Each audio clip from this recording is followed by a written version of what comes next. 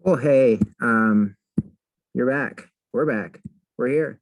Check this out. Today, we've been doing so many amazing things with all the operations of fractions, right? Like, seriously, like, we started with thinking about our sums and differences of fractions and, like, what are the rules we need to do there? It's kind of a cool looking emoji, dude. What's up? I'm sums and differences fraction face.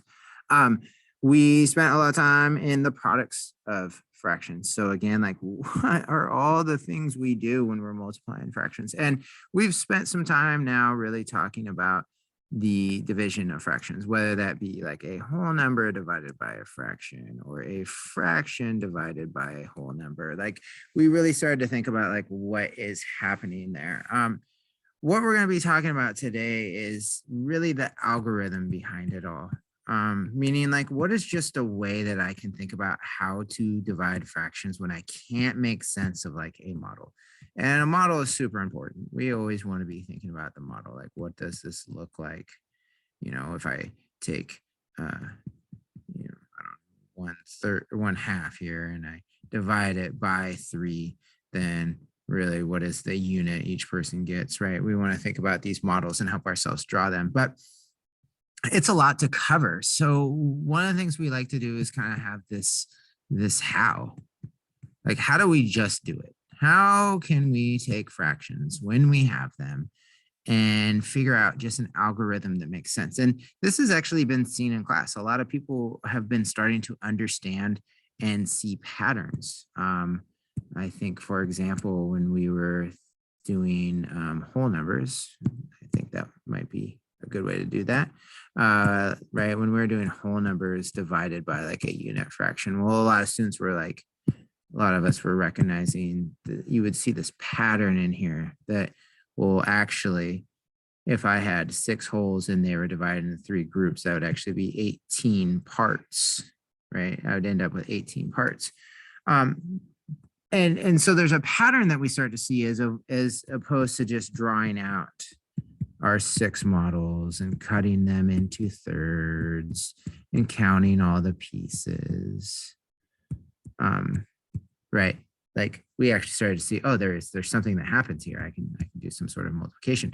And we've seen these models or we've seen these patterns, but we haven't really made sense of what they are and how to make sure we're doing them correctly. And that's really what today is all about. In fact, today I want to talk about good old KCF. This is a really good acronym, if you will, to help us remember and think about what to do when it's time to find the quotients of fractions. Like, what is this and how do we do it? And the process is a 3-step process. The K, step 1, stands for keep. The C stands for change. And then the F stands for flip. So we kind of go through this process of keep, change, flip. And that is one way to really think about it. Like if I'm going to divide fractions, what I want to do is keep, I want to change, I want to flip. Of course, this is when we're talking about fractions. So there's a couple of times in this video, we'll kind of like highlight like, whoa, okay, well, what if I didn't have a fraction? What if I had 3 divided by 2, 6? Well, we can still do a keep, change, flip. We just got to make sure they're both fractions. So that would mean, how do we convert that 3 into a fraction, an equivalent fraction? So we're going to play with this today. We're going to dive in. We're going to go around with it. There is some deeper math. I'm going to come out right away and just say there's some deeper math around why we can do this.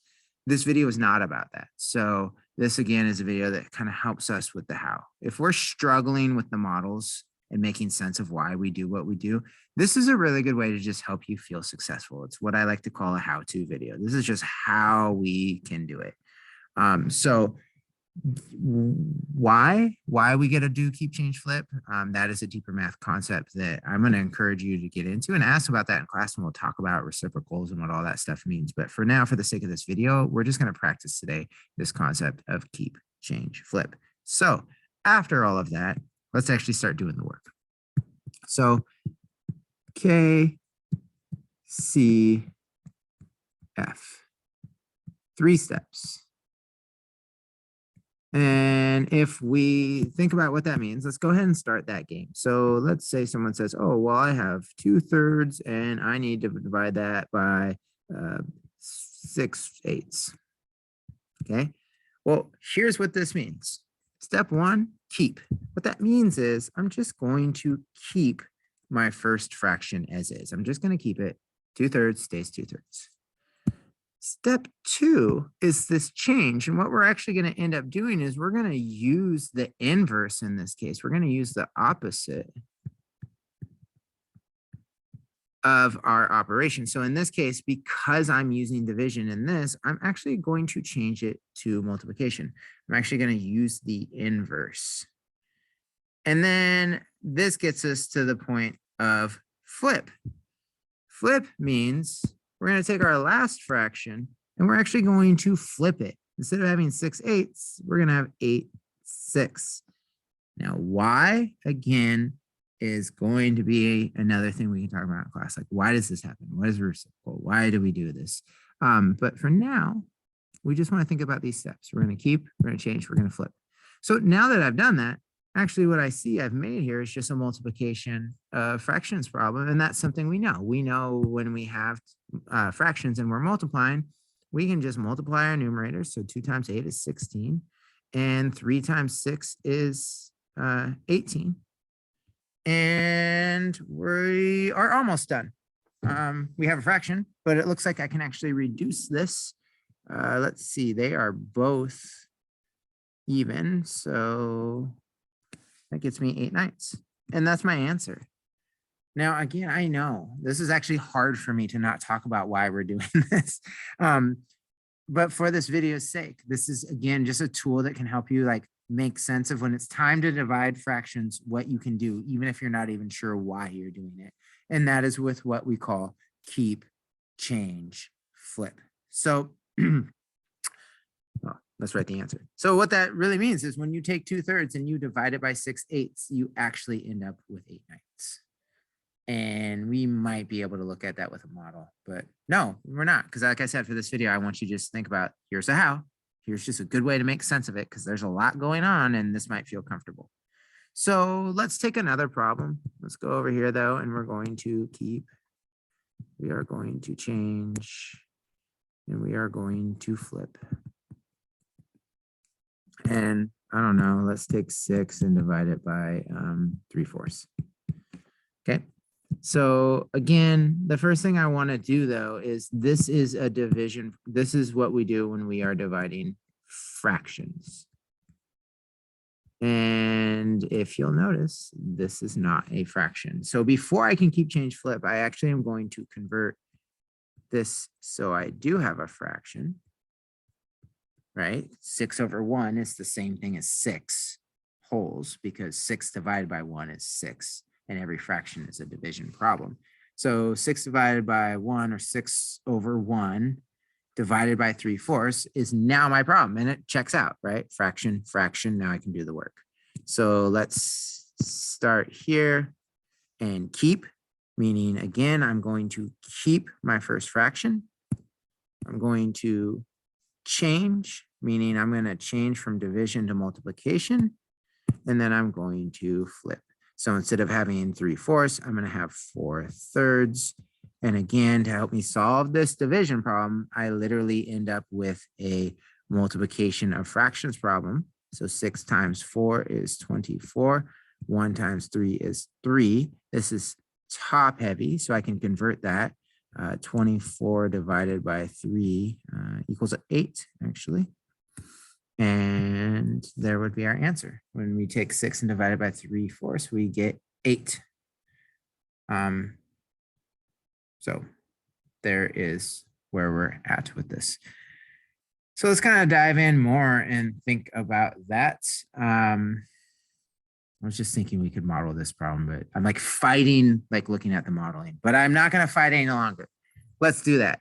Let's just take this problem and go back to what we know with the model and kind of show that it still is, we can still model it, but keep, change, flip still works. So let's do that. 6 divided by 3/4. I've given in. I have to model. So 6 divided by 3/4. So again, with this concept, what we did with our modeling is we model 6 holes. 1, 2, 3, 4, 5, 6. And according to my denominator, each one of these is cut into fourths. Now, what we're doing though is we are looking for how many 3/4 pieces there are. Now remember, each one of these is 1/4. Each one of these is a unit fraction. So this right here, 1, 2, 3, that would be the same thing as 3/4. Right? And then let's change colors so we can see. So I'll do 1, 2, 3. There's another 3/4 right there. 1, 2, 3. There's another 3/4 right there. And 1, 2, 3. There's another 3/4 right there. So again, this is what we had been doing when we think about how do we model this is I took 6 holes, I cut them into 4 pieces, and then I'm seeing how many 3/4 are in this. So every 3 1/4 pieces, right? Because 1/4 plus 1/4 plus 1/4 equals 3/4. How many groups of 3/4 are actually in this work? So 1, 2, 3. And we hope after all this, we get the same answer that we just computed. Let's see, 1, 2, 3. And my final, oh yeah, great. 1, 2, 3 is here. And if we do that, we can just count up like how many do we have? We have 1, 2, 3, 4, 5, 6, 7, 8 groups of 3/4. So when I take 6 and divide it by 3/4, I get 8 groups of 3/4, which the model shows, but there's keep, change, flip. And if you probably remember, obviously, because you have a stopwatch next to your notebook when you're watching this video, this, when we did keep, change, flip, actually went a lot quicker than this. And that's part of the idea of efficiency in math is like, what is efficient? This model makes sense. And we want to draw models. We want to show that we can do things 2 different ways. It's important to understand because this is why, right? And here again is how.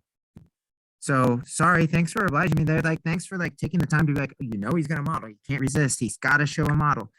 So let's go back to your regularly scheduled TV program, which is, again, today's concept of how do we do keep, change, and flip when dividing fractions. So let's do another one, 1/8, and let's divide it by 8/6. So like, sure, that's a top heavy fraction. That's why I decided to pick that one. But it doesn't change, right? Because again, we're going to go through this process. We're going to first check to make sure they're both fractions, what they are. So we're going to keep our first fraction 1/8. We are then going to change our operation to the inverse.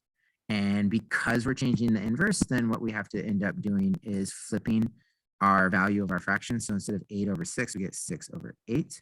And now I just have a multiplication problem. So yes, I am solving a multiplication. I'm using multiplication to solve a division problem. Now, actually, these are both even. So that's 30 seconds. So should really be what it is. Right there. So again, keep, change, flip. And I'm going to dive into some more because I feel like now after all that modeling, I definitely need to step up and let's just keep, change, flip. What if we had, let's take it to the mixed number world. Like, what if someone's like, oh, you got 2 1/2 and you need to divide it by 3/4. I don't know why that's the voice. Yeah, you got to do this work, man. Divide those fractions. Wow. Let's do that. So if we just follow our steps, we're actually going to end up with an answer. We're going to keep, we're going to change, and then we're going to flip. Now, again, remember, this is when we are dividing fractions. And so what gets very tricky is that this is not a fraction. It is a mixed number. So we will definitely have to convert this first before we can keep, change, flip, which let's do that. Let's just say we got 2 times 2 is 4 plus 1 is 5 over 2, excuse me. So 5/2. We're dividing that by 3/4. Okay, so now I have 2 fractions. So let's do step 1, keep, which I'm going to keep my first fraction. Then we're going to change. So I'm going to flip my division into multiplication, or yeah, change. I said that change, right? For some reason, I thought I said flip. And then finally, we'll flip. So instead of 3/4, we end up with 4/3. And now we just have a multiplication of fraction problem to help us solve this division problem. And 5 times 4 is 20. And 2 times 3 is 6. This is top heavy. So I do need to convert. So let's get this out of the way. We need some space. Meaning that I need to change 26 into either a whole number or a mixed number. Let's see. 6 times 3 is 18. I have 2 left over. So I have 3 wholes and 2 6, which can also be converted to 3 1/3, right? I'm just reducing that piece there. So there you have it, right? So even when given a mixed number, if I think about following this keep change flip, like it works. And that's why people like this. This is why it's worth doing this video, because this is a technique that can be very helpful, where every time you're like, oh, I have to divide fractions, keep change flip. Oh, division's involved, but one's a fraction and one's a number. Cool. Let me convert that whole number to a fraction and then keep change flip. Oh, I have 2 mixed numbers. Cool. Let me turn them into fractions and then I can keep change flip. And that is really what helps us. So let's do that. Let's just do one more here. I'm trying to be aware of your time, but let's do 2 mixed numbers. Let's say someone's like, hey, 1 and 3/4. Oh, wait, what was the voice? Yeah, man, come on. You got to divide these fractions. I don't know. It's like fraction guys just like hanging out like, hey, come divide. What? Sorry. Let's go here. I don't know how much fun we're gonna get here. I just realized my whole numbers are 1. Whoop-dee. But hey, let's go with it anyway. So again, if we think about this idea, we're going to change, and then we're going to flip. Now, again, this works with fractions, and these aren't fractions. They're mixed numbers. So I'm going to turn these into top-heavy fractions. So 4 times 1 is 4, plus the 3 is 7/4. And we're going to divide that by 8, 9, 8. Okay, so now let's do the routine. We're going to keep, meaning I'm going to keep my first fraction the same. We are going to change. So I'm going to use the inverse. Instead of dividing, I'm going to multiply. And because I've decided to do that, I then have to flip my fraction. And we're going to end up with 7 times 8, which is 56. And 4 times 9 is 36. So that is top heavy. So I'm going to end up with 1 and 20/36. Which actually can be reduced again. So we definitely have 1. And then this is, we can divide both these by 4, because that would be 5 and that would be 9. So there we go. That's what we get. 1 and 5/9. So that's kind of how this works. That's what we're doing. Keep change flip, no matter what. If you have fractions in front of you, keep change flip. Let me rephrase that. If you have fractions in front of you and you need to divide them, then keep change flip.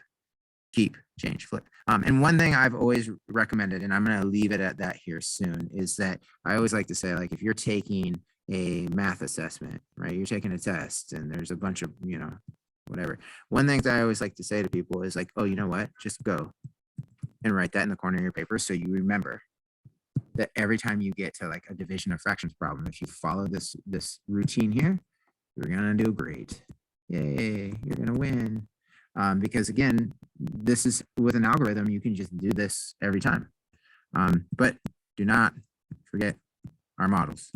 We all know how much I enjoy models. So, keep that going as well, but also know that you have this great tool to rely on. So with that being said, I'm out of here. We appreciate your time. Thank you for your hard work. And do not forget, when you need to divide fractions, just keep, change, and flip. Dun, dun, dun.